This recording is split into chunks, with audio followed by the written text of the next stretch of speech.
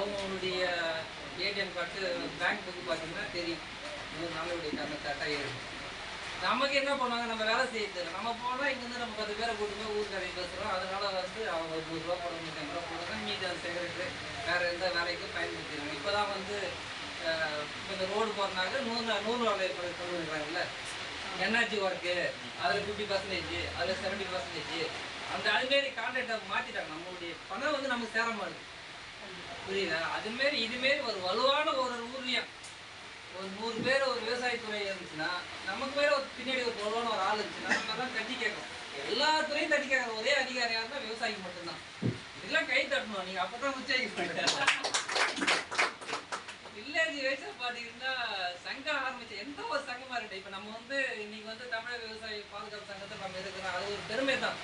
எந்த விவசாயத்தை ஊரில் நம்ம இந்த சங்கத்தில் நான் ஒரு சங்கத்தில் இருந்தால் இருங்க, அந்த சங்கத்தை வலுப்படுத்துங்க. நீங்கள் சப்போர்ட் அந்த சங்கத்தை ஒரு 100 பேர் சேருங்க, 100 குடும்பத்தை சேருங்க. 100 குடும்பம் சேர்ந்தீங்கன்னா 400 பேர் ஆகிடும். நம்ம ஒரு குடும்பத்துக்கு 4 பேர் இருக்கும். கன்ஃபார்மாக இருந்தால் ஒரு கணவன் மனைவி ஒரு பொண்ணு ஒரு பையன் தானே 2 பையன் 2 4 பேர் இருக்கிற குடும்பத்துக்கு.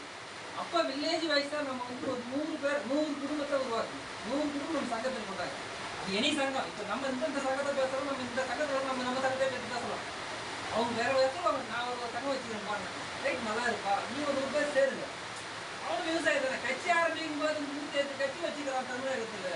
2 கட்சி ஆளுங்க சங்கம் இருக்குங்க. எத்தனை சங்கமாக இருக்குங்க விவசாயத்துக்கு போட்டு. இப்போ ஒரு 100 குடும்பத்தை வந்து உருவாக்குங்க. ஒரு துணியாக உருவாக்குங்க. 100 குடும்பம் 400 பேர் ஆகிடும். 400 பேரும் போது எல்லா இடத்துல வந்து நம்ம பக்கத்துக்கு மாற்ற மாட்டாங்க. புரியுதா இல்லையா? ஒரு ஒன்றியத்தை நீங்கள் வந்து ஃபிக்ஸ் பண்ணுங்க. ஒரு ஒன்றியன்னா ஒரு 60 ஊர் 70 ஊர் இருக்கும். அது மாதிரி இருக்கும். 70 பஞ்சாயத்தாக இருக்கும். அதில் வந்து நீங்கள் வந்து நீங்கள் வலுப்படுத்தணும். 100 குடும்பம்னா என்னாச்சு, ஒரு